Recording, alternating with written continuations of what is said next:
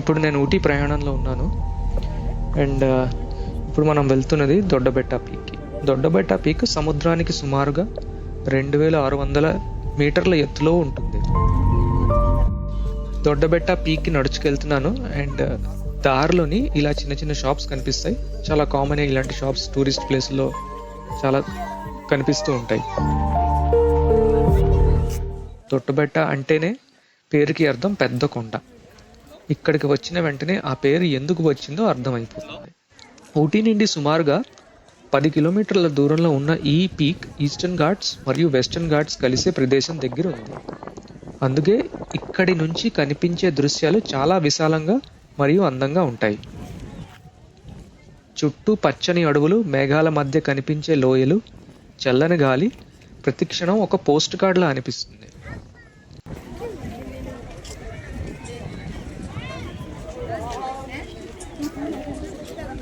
Peak పై ఉన్న ఈ telescope house నుండి దూరంగా ఉన్న నీలగిరి ప్రదేశాలు మరింత స్పష్టంగా చూడవచ్చు. ఇప్పుడు నేను అక్కడికి వెళ్తాను, ఆ బిల్డింగ్ లోపలికి, ఆ మీదకి వెళ్ళి ఈ ప్రదేశం అంతా వ్యూస్ అంతా ఆనందిస్తాను. బ్లూ మౌంటైన్స్ అని పిలువబడే నీలగిరి మధ్య ఈ అద్భుతమైన దృశ్యాలు ఆస్వాదించిన తర్వాత మన ఊటీ యాత్రలో మరో ప్రసిద్ధ ప్రదేశం వైపు ప్రయాణం కొనసాగిద్దాం.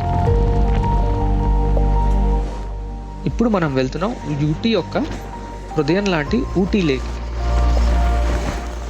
ఇప్పుడు మనం ఊటీ లేక్ పార్కింగ్కి వచ్చేసాం.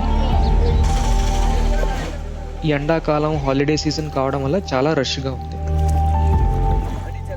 నీలగిరి పర్వతాల మధ్య అందంగా విరజిల్లుతున్న ఊటీ లేక్కి స్వాగతం. చాలామంది అనుకునే విధంగా ఇది సహజమైన సరస్సు కాదు. ఈ లేక్ని 1824లో జాన్ సలివన్ నిర్మించారు. మొదట్లో నీటి అవసరాల కోసం ఇంకా ఫిషింగ్ కోసం నిర్మించారు ఈ సరస్సు. ఇప్పుడు ఊటీలో అత్యంతమైన ప్రసిద్ధ టూరిస్ట్ అట్రాక్షన్గా మారింది. సుమారుగా 65 ఏకర్స్ విస్తారంలో ఉంటుంది. చుట్టూ పచ్చని చెట్లు, నీలగిరి కొండలు మరియు చల్లని వాతావరణంతో సందర్శకులను ఆకట్టుకుంటుంది. మీరు ఇప్పుడు ఈ స్క్రీన్ మీద చూస్తున్నారు, ఈ లేకు, ఈ హిల్స్, ఈ చెట్లు.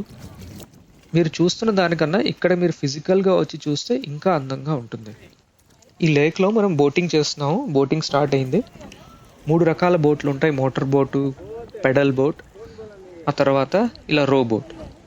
మోటార్ బోట్కి చాలా రష్ ఉంది, పెద్ద లైన్ ఉంది, అందుకే అటు సైడ్ వెళ్ళలేదు. ఇలా రో బోట్ సెలెక్ట్ చేసుకొని మేము ఇది స్టార్ట్ చేసాం. బ్రిటిష్ కాలం నుండి చరిత్ర కలిగిన ఈ లేక్ ఇప్పటికీ ఊటీ టూరిజంలో ముఖ్య పాత్ర పోషిస్తుంది. 1917లో సుమారు ఆ టైంలోని తమిళనాడు గవర్నమెంట్ ఈ బోటింగ్ ఇవన్నీ అభివృద్ధి చేశారు. చాలా అందంగా ఉంటుంది ఇది. మన చిన్నప్పుడు సినిమాలు అన్ని షూటింగ్లు ఇక్కడే జరిగేవి. ఊటీ వచ్చిన ప్రతి టూరిస్టు ఊటీ లేక్ని ఎంజాయ్ చేసి వెళ్తాడు. మీరు కూడా ఊటీకి వస్తే ఈ అందమైన లేక్ని తప్పకుండా సందర్శించండి. ఈ మధ్యలో నేను కూడా బోటింగ్ ఎలా ఉంటుంది అని ట్రై చేద్దామని ఇక్కడ బోట్ ఆయన అడిగి నేను ట్రై చేశాను. అంత ఈజీ ఏం కాదు, కొంచెం కష్టమే. ఫస్ట్ కొంచెం 10-15 నిమిషాలు బాగానే ఉంటుంది. ఆ తర్వాత మెల్లిగా కొంచెం బరువు, కష్టం అనిపిస్తుంది.